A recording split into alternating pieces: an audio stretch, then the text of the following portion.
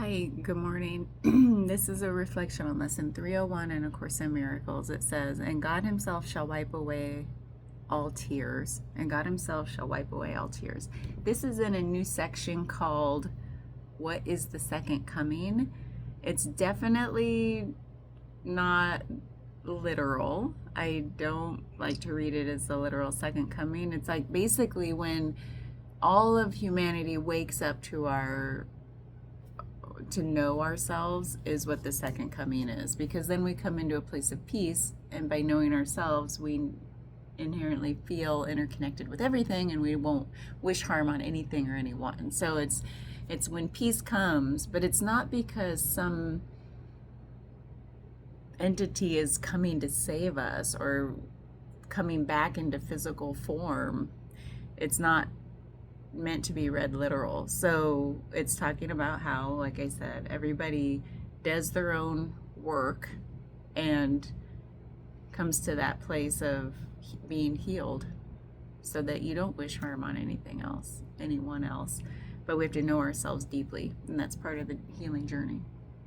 So that's what this section is all about. So, "And God Himself shall wipe away all tears," and it says, I cannot weep unless I first judge. Like, judgment is here in this lesson the core of all problems.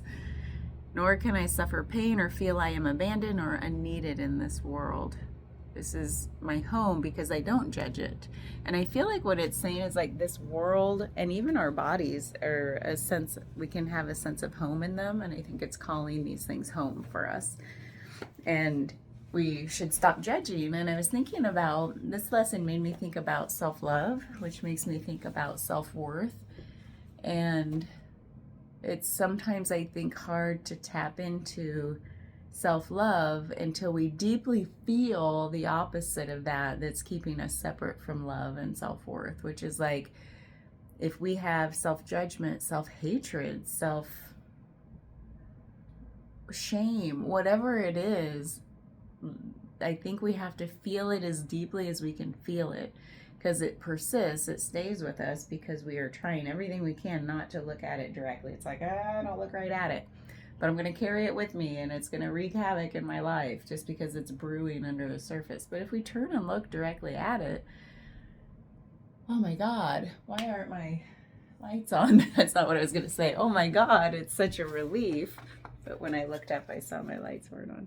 And I like these little twinkle lights. There. Now all is right with the world. There we go. See? Lights.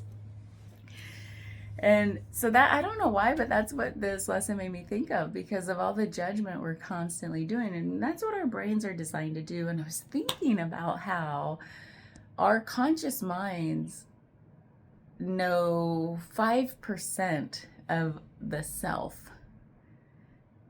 That's what I heard. Whether it's true or not, who knows how to measure these things. But you think about conscious and unconscious. So our conscious thoughts and actions, whatever, are 5% of our totality. 95% is in the subconscious or unconscious. I still get confused by those two sometimes, depending on the context. But basically, what we don't know that we don't know, but that it happens on, it's like the machinery of the self that's happening without our awareness. But only 5% of what we know about ourselves is in our awareness.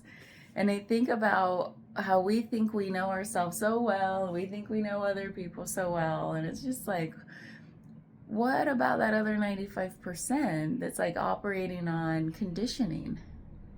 Like how we've been conditioned through our whole lives. So if we're carrying around shame, that's always a big one, isn't it? Like, and that, which it's all tied up with like unworthiness, thinking ourselves not as good as others. And then the dysfunctional side is thinking we're better than everybody, but really that goes back to like compensating for how unworthy we feel. So it's all feels like tied up together. Shame, unworthiness, not self-love.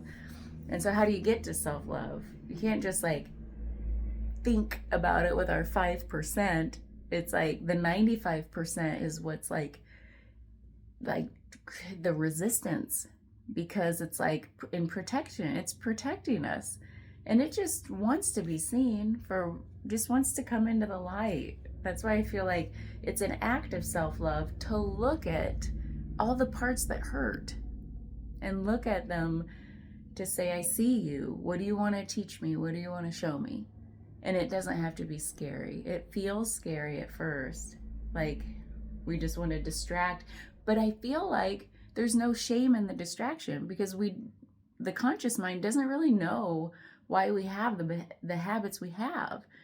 Why do I want to go binge watch stuff? Why do I want to binge eat, binge drink? Like, it's all about binging, right? Like, stuff it down in some habit.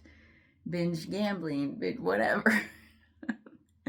Binge extreme sports. Like, it feels like binging is like, just means extreme, an extreme amount of something. It's like the pendulum, we get too close to something, a little like, something in the unconscious part of ourselves, like, is like, danger, danger.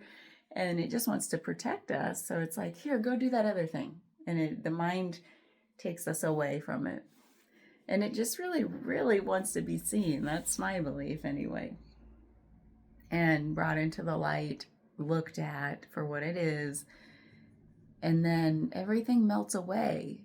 It's like the monster, what is it? Like, I forget, but it's like you turn and look at something and then poof, it disappears. It's gone. It's no longer a thing that's being held over you. So that's what this lesson made me think of, I think, because it all came down to judgment. And again, I don't remember what the title of the lesson was. That's unimportant. Usually it has language I don't resonate with anyway. So it's usually the text of the lesson that I read in between, through the lines, to see, like, what is this really talking about? I'm actually curious at this point, since we've gone past 301 lessons, like, I'm curious. I've never watched other people's videos on A Course in Miracles, because I didn't want to be like influenced in any way about what my journey through this book would be like or feel like. So now I'm getting curious about how other people might interpret these things. I'm curious, do some people read them more literally and they're all like happy to do so? And some people, I'm just curious, like, maybe I'll go watch some videos, but I'll wait till after 365, just because I waited this long. But yeah, oh wait, there was one other thought. Oh no. I thought I was like, this is called menopause brain.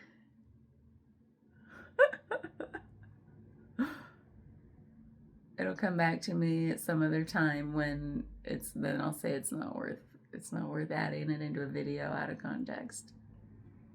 Oh well. Cliffhanger. Bye.